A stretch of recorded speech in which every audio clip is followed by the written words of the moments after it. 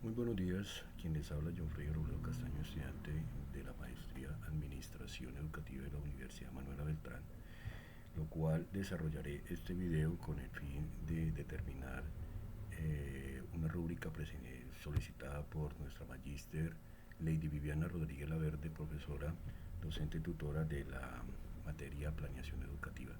La actividad corresponde a la actividad número 3 sobre las metodologías activas, que tienen que ver con el desarrollo de dichas metodologías, con el desarrollo de una guía que nos entregó la doctora para que desarrolláramos nuestro trabajo mediante la aplicabilidad de las metodologías activas del aprendizaje como estrategias innovadoras para el desarrollo de la enseñanza y el aprendizaje.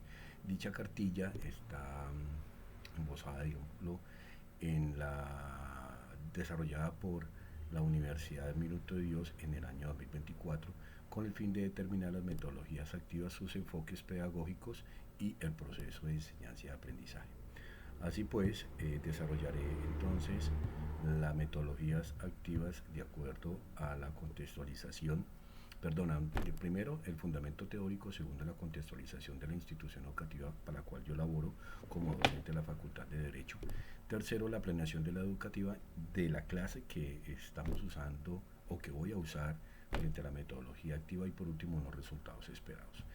En cuanto al fundamento teórico, tomando como base la cartilla de metodología activa de la UNIMINUTO 2024, el aprendizaje basado en casos se comenzó a utilizar en la Universidad de Harvard más o menos a partir del año de 1914 para la enseñanza de las leyes en el área de los negocios. Este método determinaba que los estudiantes buscaran la solución en una historia concreta y que la defendieran.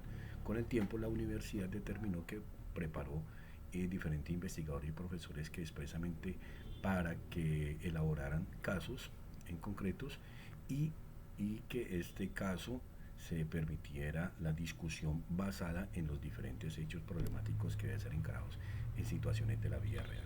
Así pues, el plan de estudio de la Facultad de Derecho, a la cual yo soy docente, orientador de la asignatura de Derecho Probatorio, Criminalística y Ciencias Forenses aplicados al derecho penal colombiano, traigo esto a la planeación a la planeación educativa de la maestría en administración educativa de la doctora Lady Viviana Rodríguez Laverde, de la siguiente manera.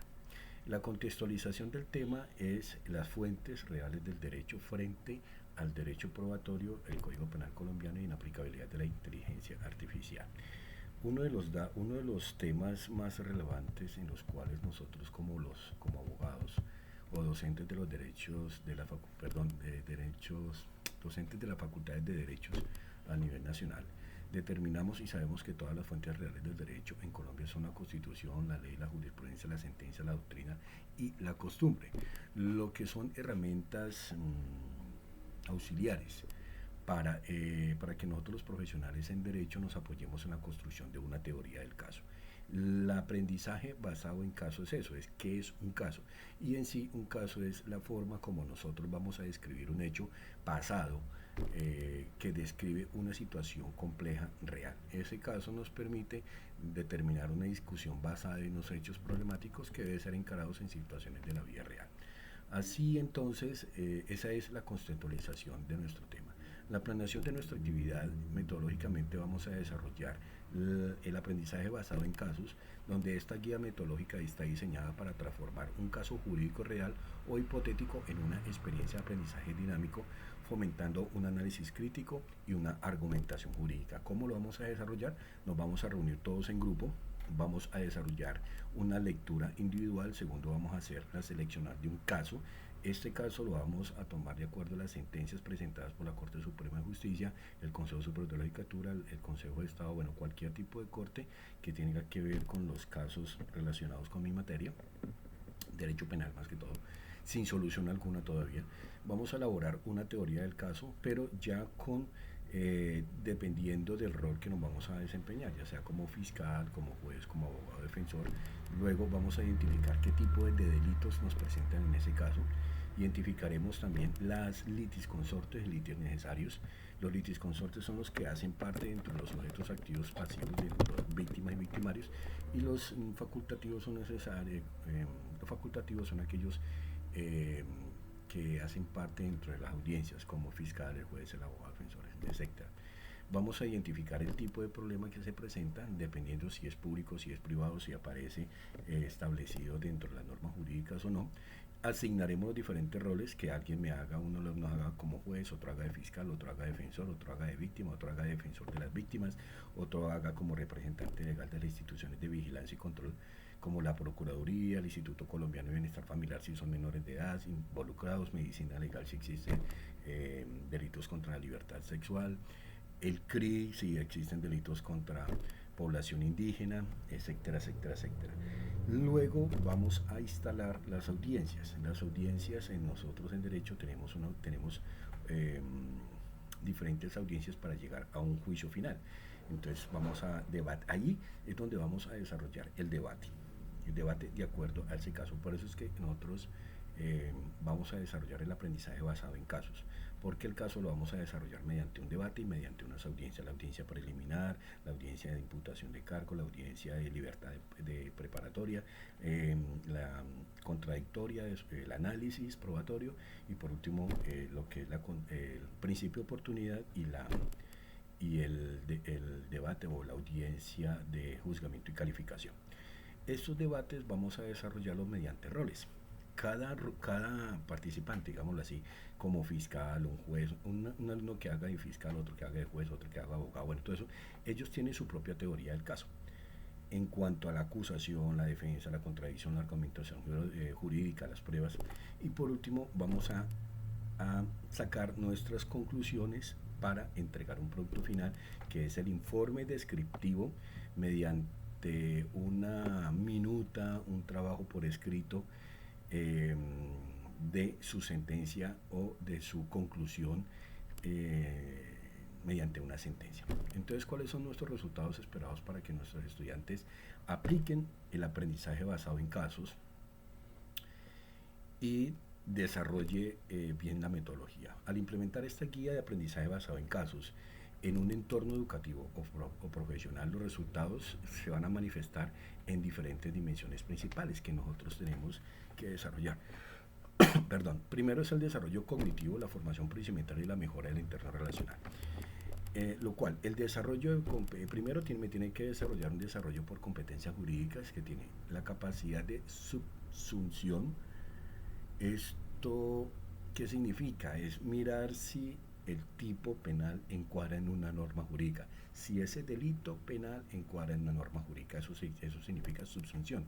Es donde el estudiante logra conectar de manera lógica los hechos fácticos de una norma jurídica, dejando de lado la memorización para pasar a la aplicación normativa. Ojo, no hay que memorizar nada. Dicen que es que los abogados no sabemos la ley de memoria. Sí, sabemos la ley de memoria aplicada a un caso en concreto. De lo contrario, no es que no sepamos todo de memoria, no. Segundo, debe el estudiante fortalecer su argumentación. Se espera que el estudiante desarrolle una estructura mental clara para construir silogismos jurídicos sólidos, utilizando pues la jurisprudencia, la doctrina como herramientas de persuasión. Ojo, ahí es donde vamos a entrar nosotros, si el estudiante me va a utilizar la IA como una herramienta auxiliar o me va a utilizar la jurisprudencia y la doctrina como fuentes formales del derecho. El criterio jurídico debe ser autónomo. Dentro de este criterio jurídico, que cuando tiene que ser autónomo, el estudiante tiene que enfrentarse a diferentes dilemas sin una respuesta única. No se les olvide que son 4 o 5 teorías del caso. Un solo caso, un solo problema con 4 o 5 teorías del caso. ¿Por qué? Porque hay una teoría del caso que defiende, hay una teoría del caso que controvierte, hay una teoría del caso que acusa, hay una teoría del caso que juzga, hay una teoría del caso que es de las víctimas. Entonces son 5 o 4 teorías del caso diferentes de un solo problema. ¿Listo?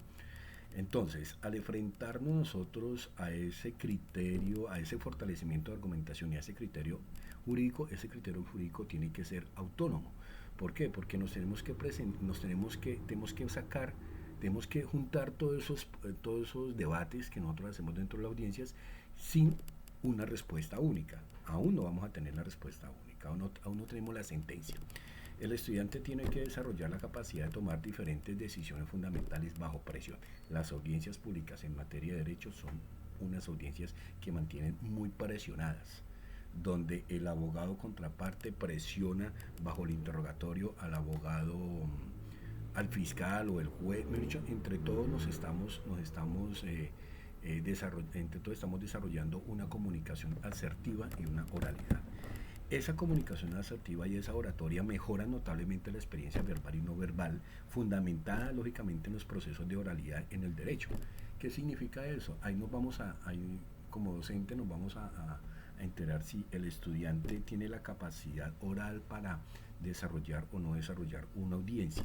Las audiencias en Colombia antiguamente eran inquisitivas, esto era por la parte inquisitiva, la parte escrita. Hoy en día estamos en el sistema penal acusatorio donde todo tiene que ser bajo la oralidad. Y por último vamos a desarrollar la gestión de conflictos, donde los participantes aprenderán a negociar y a utilizar las diferentes herramientas de mediación como una vía alternativa a la confrontación litigiosa. ¿Qué significa eso? Dentro de las audiencias existe una forma anormal de acabar con el negocio jurídico para que determine la sentencia y quitarnos el resto del debate, el resto de la audiencia, que se llama el principio de oportunidad. El principio de oportunidad que busca de que el sujeto activo, el que haya cometido la acción o el delito, acepte cargos. Al aceptar los cargos por principio de oportunidad, porque ayuda a acepta los cargos, porque ayuda al fiscal a que las pruebas sean determinantes, porque ayuda al juez a que se termine de forma inesperada el litigio penal, porque repara a la víctima, etcétera, etcétera. Entonces se aplica el principio de oportunidad. Eso es una forma de gestión de conflictos mediante la mediación. Entonces, así es como desarrollamos en la Facultad de Derecho y aplicamos la metodología activa de acuerdo al aprendizaje basado en casos. Espero le haya gustado mi intervención. Muchas gracias.